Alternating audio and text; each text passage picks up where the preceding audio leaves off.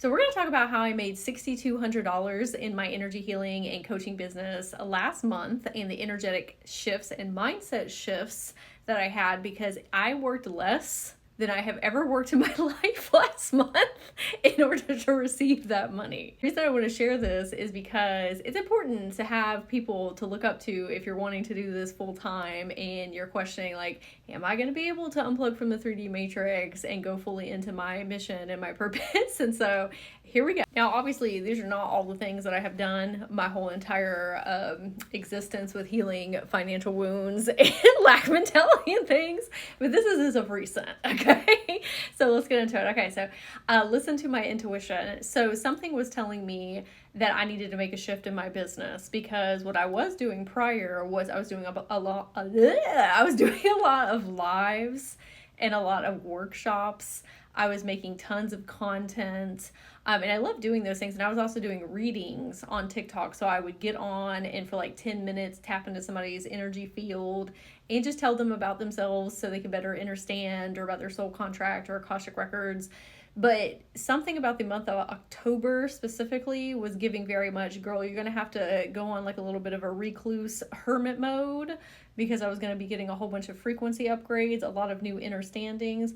And I just did not have the energy to be going on lives and doing the things that I was doing prior. So I really sat down with myself and said, what can I do that I have energy for? That's when I actually started offering multidimensional chakra scans, which that's something that I could always do, but I didn't really have like a specialized session for it. And this is where I tap into people's chakras and tell them different timeline things or inner child, just things to help them get on a different stage of the journey. The difference in between those sessions is I don't meet with people via face-to-face like I do on Akashic record readings. This is something I do remotely on my end. I go in, send you a voice note summary, yada, yada, yada. That's not really prevalent. The thing that's prevalent is listening to my intuition and my energy field and knowing that I had to make pivots and making them regardless of the fears that came around that. Because I was like, well, if that going to throw everything out of whack from what I have been doing, I was like, you know what? I don't even care because I'm tired. And I need to make some shifts. And so listening to my intuition, I also doubled down on Facebook, because TikTok right now is acting wackadoo with the whole shop algorithm situation. And I said, you know what? Spirit has been saying, hey, let's get on Facebook and create a business Facebook page. Let me tell y'all, Facebook is popping off. Okay, on Facebook Reels, what I will do is I will make a 60-second reel, because that's all you can make, a 60-second, but my chats are 3 to 10 minutes long, okay? So I will post them on YouTube, the full 3 to 10 minute video. Go on Facebook, create a reel, and in the like space here, I'll put full video link and comments, and then it funnels people over to my YouTube to watch the whole thing if they're interested.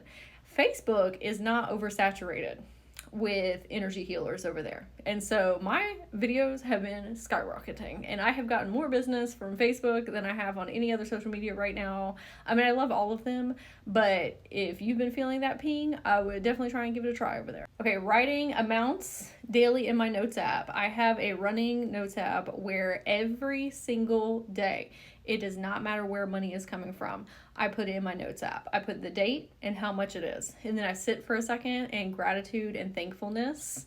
And if I don't have money come in one day, that's fine too. Like, I don't stress out and get anxious about it, because I know that maybe that's a rest day for me, or, you know, whatever.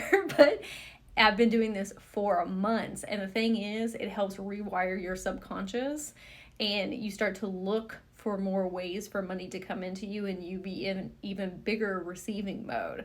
So every single day, it doesn't matter if I find a penny on the ground, it goes in my notes app.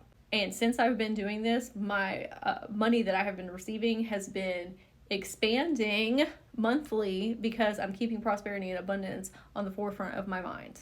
And I'm anticipating it. I'm expecting it as well. Instead of focusing on money, because money, the term, has a lot of icky vibrations around it because of stories and programming and trauma and all of those things. And so instead of asking money to come into my bank accounts, I ask for energy to flow into my bank accounts, because that is what money is. And when you say energy, there's a softness about that.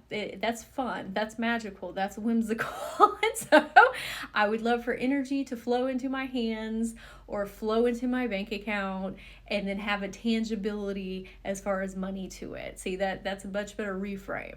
And I focus on the feelings. What feelings does money bring me? Is it peace, expansiveness, freedom, joy, fun, laughter?